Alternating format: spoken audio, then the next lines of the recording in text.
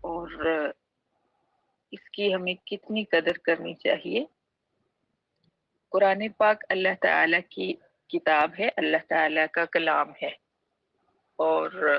جیسے اللہ تعالیٰ بے نیاز ہیں اسی طرح اللہ کا یہ کلام بھی بے نیاز ہے، اور جیسے اللہ تعالیٰ رحیم و کریم ہیں اسی طرح اس کلام کو پڑھنے سے اللہ تعالیٰ جو ہے اس کے ذریعے سے رحم اور کرم فرماتے ہیں، برکتیں فرماتے ہیں، عزتیں اور مرتبے عطا فرماتے ہیں۔ آپ دیکھیے جب یہ گتا جو ہماری قرآن پاک کی جلد کے ساتھ ہے، جب یہ گتا اس کے ساتھ لگ جاتا ہے تو ہم کیا کرتے ہیں، ہم اس گتے کو بھی چومتے ہیں، اس کو بھی اپنے ساتھ لگا کے یعنی عزت کے ساتھ اٹھاتے ہیں، عزت کے ساتھ رکھتے ہیں، بے ادبی نہیں کرتے اس کی۔ تو اسی طرح جب ایک انسان اس قرآن کے ساتھ جڑ جاتا ہے تو پھر اس انسان کو بھی اللہ تعالیٰ وہی تکریم بلکہ اس سے زیادہ عزت اور تکریم عطا فرما دیتے ہیں، جیسا کہ صحابہ کرام رضوان اللہ تعالیٰ علیہم اجمعین سے ہم سمجھتے ہیں کہ اس قرآن کو ماننے سے پہلے اور اس کو پڑھنے سے پہلے وہ عرب کے بدو تھے اور غیر مسلم تھے، لیکن جیسے ہی قرآن نازل ہوا انہوں نے اس قرآن کو مانا تو اللہ تعالیٰ نے ان کو کائنات کی معزز ترین ہستیاں بنا دیا، نبیوں کے بعد ان کو سب سے معزز بنایا، کیونکہ یہ قرآن چیز ہی ایسی ہے کہ اس کی جو بھی قدر کرتا ہے اللہ تعالیٰ اس کی قدر بڑھا دیتے ہیں۔ تو آپ نے اس کو تھاما ہے، اللہ نے آپ کے اوپر یہ عنایت فرمائی ہے، تو یقینی بات ہے کہ اللہ تعالیٰ نے آپ کے مقدر کھول دیے ہیں، آپ کو برکتیں، عزتیں، رحمتیں اب ملنا شروع ہو جائیں گی، اور آپ انشاءاللہ اپنی زندگی میں اس کا نظارہ کریں گے اور آخرت میں بھی کریں گے۔ تو یہ کلام پاک اتنی اہم اور اتنی خاص چیز ہے اور برکتوں کا ذریعہ ہے، جو ہمارے گھر کے اندر بند پڑا رہتا ہے، ہم اس کو کھولتے نہیں، کتنا کتنا عرصہ، صرف رمضان المبارک جب آتا ہے تو پھر ایک رواج کی طرح پڑھتے ہیں، باقی ہم ٹھوکریں کھاتے رہتے ہیں برکتیں حاصل کرنے کے لیے، در در کی محنتیں کرتے رہتے ہیں کہ ہمیں کسی طرح برکت مل جائے، لیکن جو برکات کا مجموعہ ہمارے گھر کے اندر موجود ہے اس کو ہماری بدقسمتی ہے کہ ہم کھول کے نہیں دیکھتے۔ تو الحمدللہ اللہ کی رحمت ہوئی کہ اس نے ہمارے مقدر میں یہ لکھ دیا۔ قرآن پاک جو ہے یہ 2 حصوں میں نازل ہوا تھا، چونکہ آپ صلی اللہ علیہ وسلم کی زندگی جو تھی حیات مبارکہ 2 حصوں میں تقسیم تھی، تو اس لیے قرآن پاک بھی 2 حصوں میں نازل ہوا، یعنی مکی زندگی اور مدنی زندگی۔ جتنا عرصہ آپ مکہ میں رہے وہاں پہ مکی صورتیں نازل ہوتی رہیں،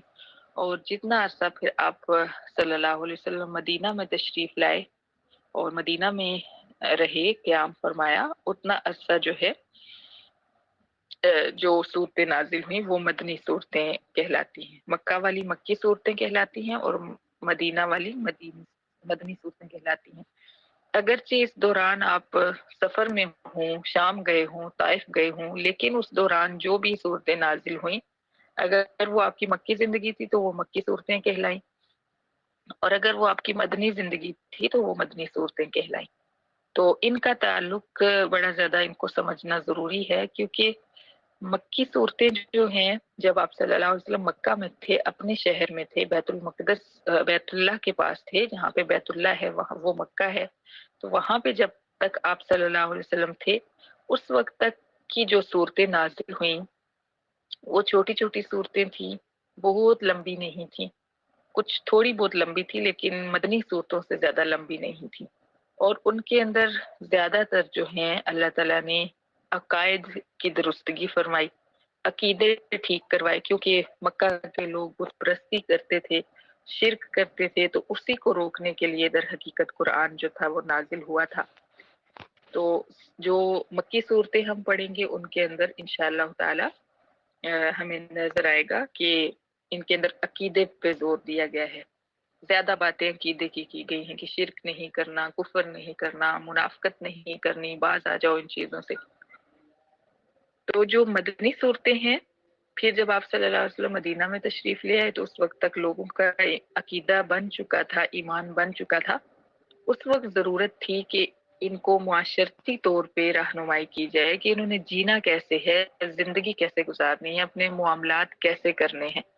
تو اس کے لیے پھر معاملات کے متعلق صورتیں نازل ہوئیں، احکامات نازل ہوئے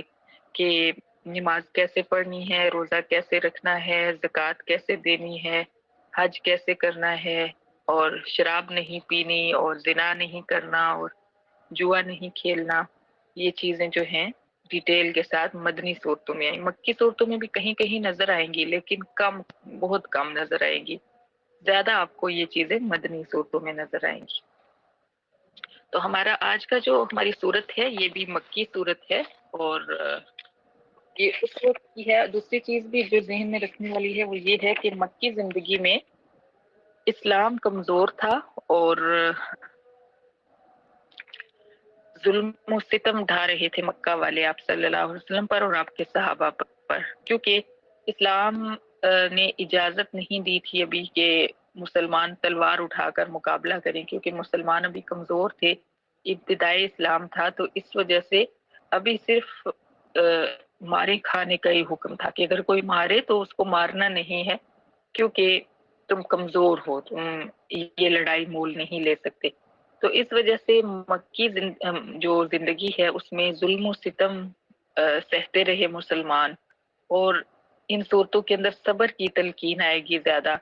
اور یہ جو واقعہ اسراء ہوا یہ بھی آپ صلی اللہ علیہ وسلم کو اللہ تعالیٰ نے در حقیقت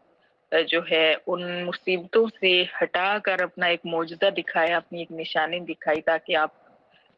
کا جو ذہن ہے وہ ریلیکس ہو. آپ کا ذہن کافروں کی مصیبتوں میں ظاہر ہے کہ انسان ہونے کے ناطے اذیتیں سہ کر انسان تھک جاتا ہے. تو اللہ تعالیٰ نے یہ معجزاتی طور پہ آپ صلی اللہ علیہ وسلم کو آسمانوں کی سیر کروائی اور مسجد اقصیٰ کی سیر کروائی. تو جو مکی زندگی ہے اس کے اندر ظلم بہت زیادہ تھا. اور مدنی زندگی میں جو جیسے ہی ہجرت کر کے صحابہ کرام اور نبی علیہ الصلوۃ والسلام تشریف لائے مدینہ میں، تو اس وقت اس وقت جو ہے جہاد کی اجازت مل گئی، اور اس طرح سے مسلمانوں نے غزوات کرنے شروع کر دیے، جنگیں لڑنا شروع کر دی. پھر فتوحات کا سلسلہ شروع ہو گیا. پھر چھوٹے چھوٹے سرایا بھی ہوئے، غزوے بھی ہوئے، غزوہ بدر، غزوہ احد، یعنی جنگ کو غزوہ کہا جاتا ہے. جو نبی علیہ السلام کے زمانے میں جنگ ہوتی تھی اس کو غزوہ کہتے ہیں.